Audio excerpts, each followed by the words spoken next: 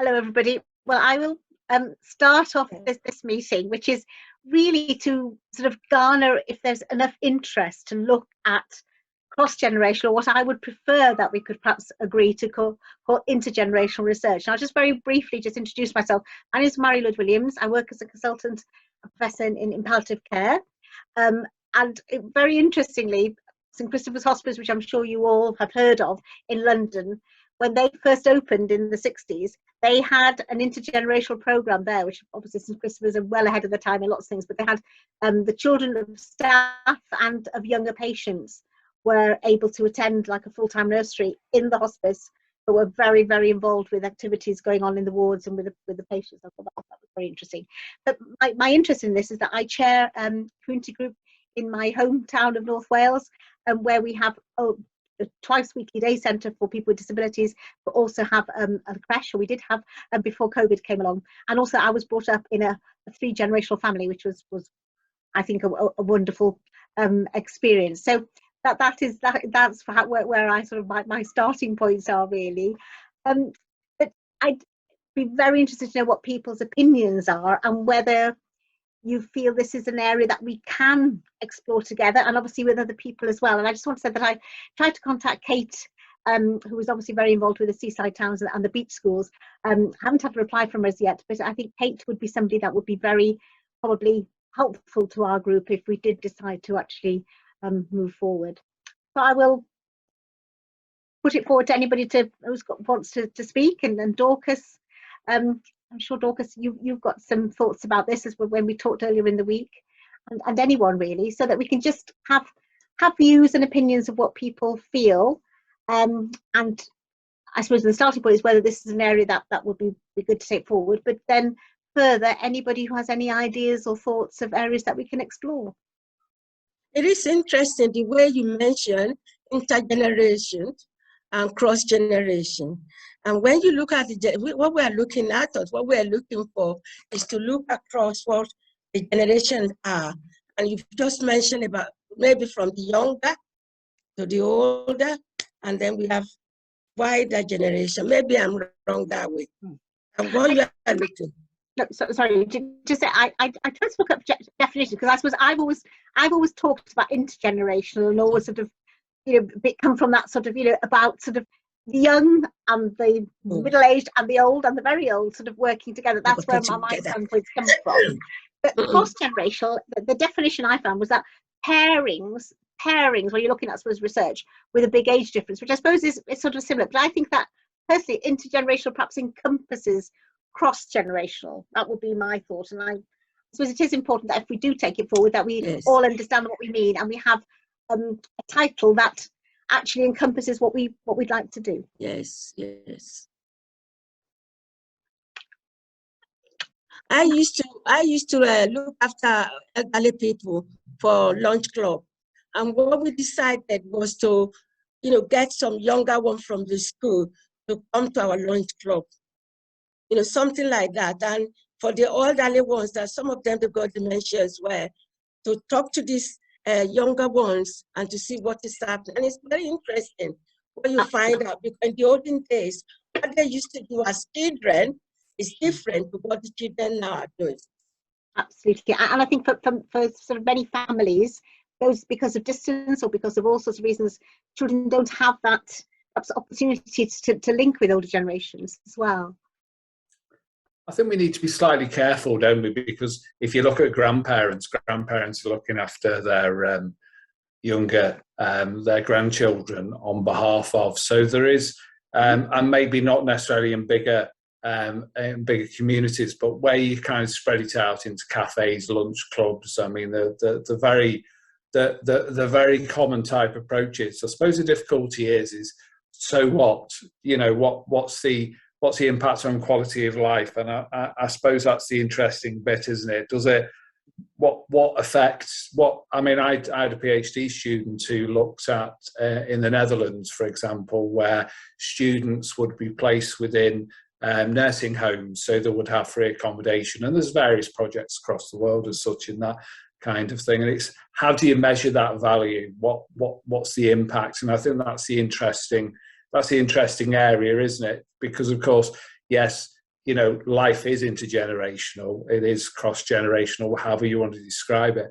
But in terms of impact on health and quality of life, well-being, how do you measure that? How do you make sense of that? So I do think it is interesting, because we talk about it more often, don't we? So if we're talking about social prescribing, you know, we mentioned about, you know, if we say to somebody, go to a gym, you'll be meeting various generations. What's the impact? Is it the well-being? Is it the value of what is it? So yeah, no, I think it's an interesting area. Thank you, Graham. I wanted to incorporate about the South Asian communities, like the people who are here, and they come here 30 or 40 years ago or 10 years ago. They are really there is a big gap, and mentally they are a bit confused, like how to give knowledge to the younger, because they are in a different state and different things. They want to do many different things. So I think still it's a big challenge for the people who are now in a connection with their younger generation. Sometimes they feel that if we have a connection with the home countries, that maybe give a good reason to understand the values and many things. But when they are in the UK, they need to know about these also. There is a kind of confusion, like this cross generation is also necessary for the old generation. So I feel this needs interaction if we want to give something to the adolescents. First, the elder generation needs to learn and to observe. Yeah. Thank you. Any other thoughts? I've also just said that we did a systematic review, which is just sort of coming up to completion and being submitted, but it was looking particularly at the value of under 5, so very sort of the preschool children who often go to care settings, intergenerational activities with the older generation who often also may be in care settings. It was very interesting that there was over, I think it was 900 papers from 1990 to 2020. Sorry, yes, 1990 to 2020, but very, very few from the UK.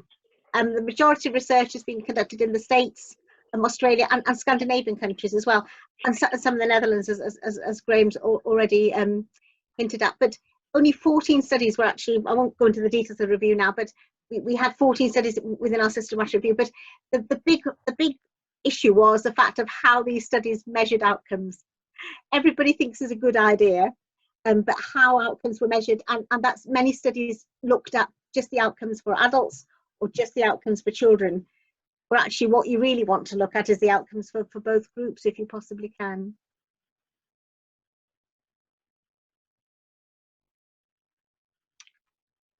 Anybody? Any other comments? Sure there are.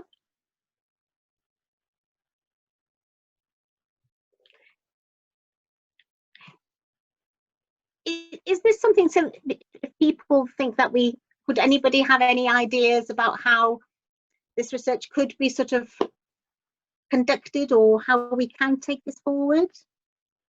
If anybody has that, even if we're running out of time, if anybody wants to add something to the chat, or indicate if they want to be involved, I think that would be really, really helpful actually. So I think we might be getting moved as facilitators quite shortly, but children are the main concern for the families and for the elders. So with this chronic disease and things, it's something that is all the time a concern from the parents, from the community. So that is a need, and I would love to be part of this intervention. That's great. Yeah.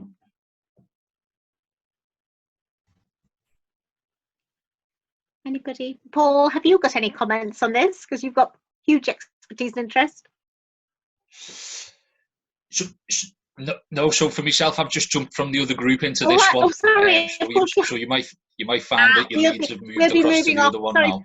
I'll speak to you later if we get No moved problem. across. Okay, thank you. So I think we're moving across to you. So you're staying exactly where you are at the moment. I think I'm coming to present to you and ask you a couple of questions. I think that have just been on the other group to ask. So some of you may know, my name's Paul Moran. I'm one of the public advisors, as Dorcas was saying before. I'm one of the co-theme leads for Paul,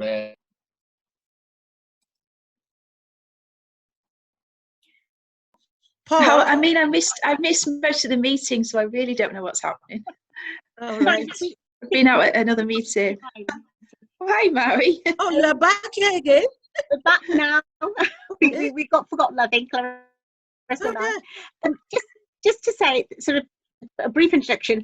My name is Mary Lloyd Williams. I work in palliative care. I'm a consultant professor in palliative care, and the idea of convening this small group is to see if there is any interest in having either what we're talking about, a cross-generational or intergenerational sort of special interest theme, to look at obviously taking research forward.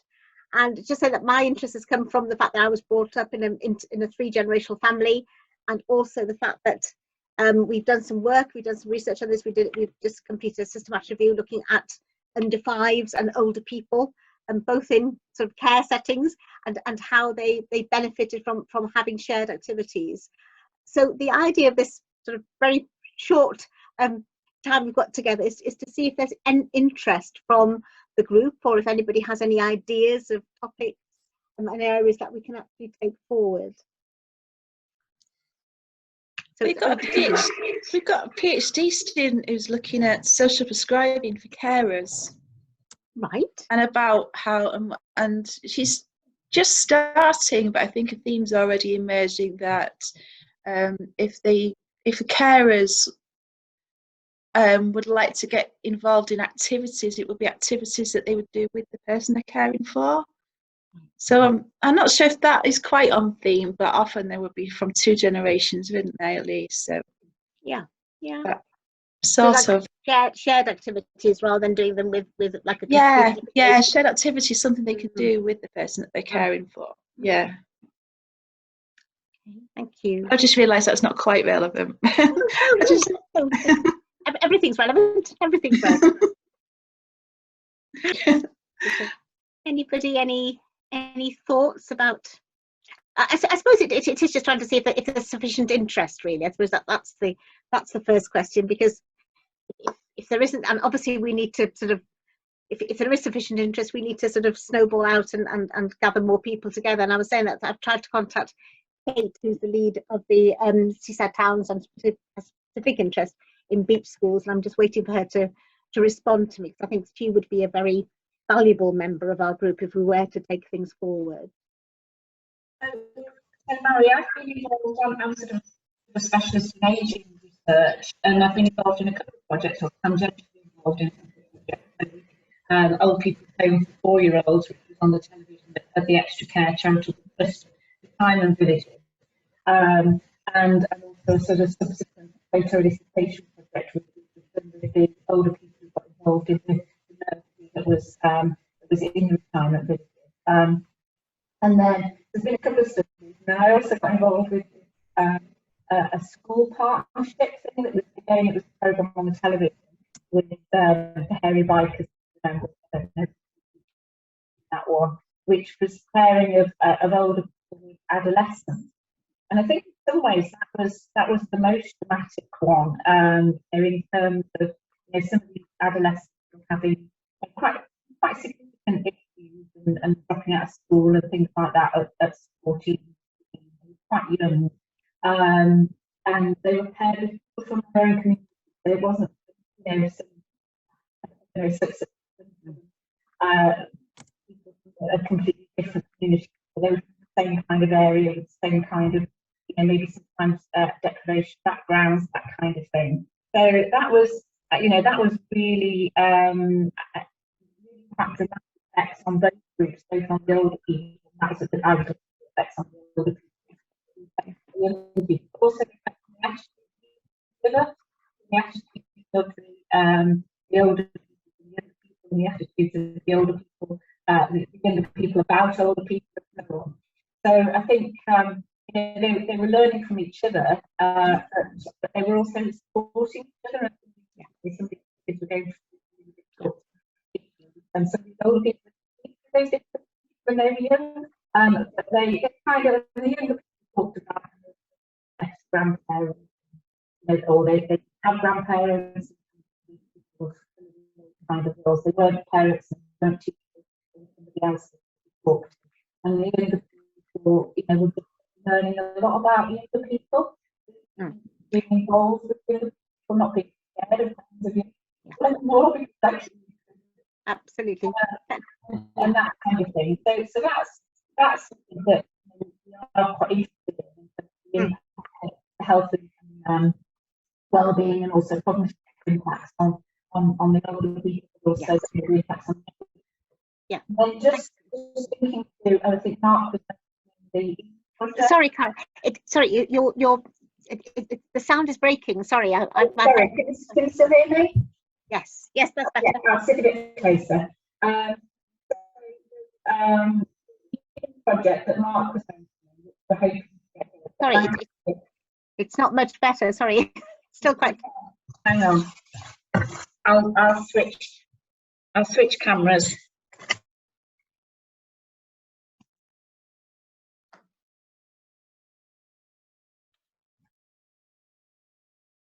You hear me now? Yes, we can hear you now. Thank you. Yeah. I've switched, so I might appear again or I might not. But if you can hear me, that's fine. So the Eden project that Mark was mentioning.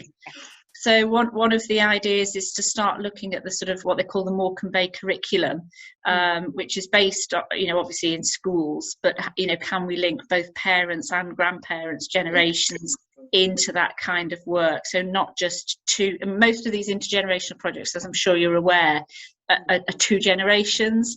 So trying to link it across the lifespan and starting with the parents of the children and young people, and potentially the grandparents of the same people, but also not necessarily just people who are linked together, but broadening out into the community, but via the parents and the grandparents. So we haven't got anything, obviously we've only just heard about the planning permission, so we haven't really heard too much about we haven't got very far with that, but that's something that we are looking at, and that would be great to link in with the ARC, I think. Absolutely, thank you. That's brilliant. I just very quickly, because I think our time is coming to an end, but Dorcas exactly said about how the older generation can learn from the younger generation, which I think is vital, and how we can use different technologies as well. Because I think what's happened with a lot of intergenerational programs, once COVID came, they've stopped, and there has been some limited sort of activities with children sending photos, letters, things, but it's not really, hasn't really restarted again properly as it was previously.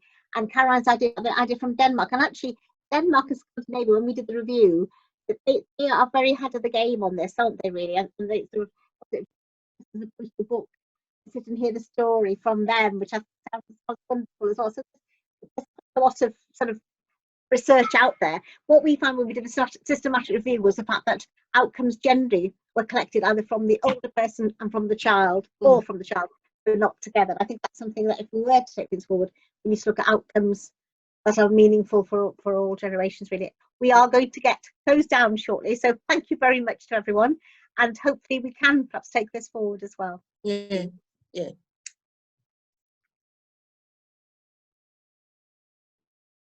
We could carry on talking for a minute. We can carry on for a minute. Yes, you can. We got I've talked too much. I just feel it's a good idea, and we can test the water with the Eden project. Because sorry, I'm a bit hoarse because so what happened? I think looking at the generation is so interesting. What Graham said, when you have your grandchildren, how they think they're cleverer than you. They're telling you what to do, like that. And then, the younger ones, which are the adolescents or the youth, what they know, we don't know. And I think it would be a good thing to do and find out how we can interact with them and how we can find out what they know, and we pass on knowledge of what we know. You know, I think it's a good idea. Yeah, I mean, I think it's fantastic for everybody's confidence to know something that other people don't, and to share it, whatever age you are, and for that sharing to be appreciated. Absolutely. Anybody, any other comments before we will finally have to leave? Please add them to the chat if you have, because I think that would be important that we sort of collate the information that we have, and that if we take it forward, that would be brilliant.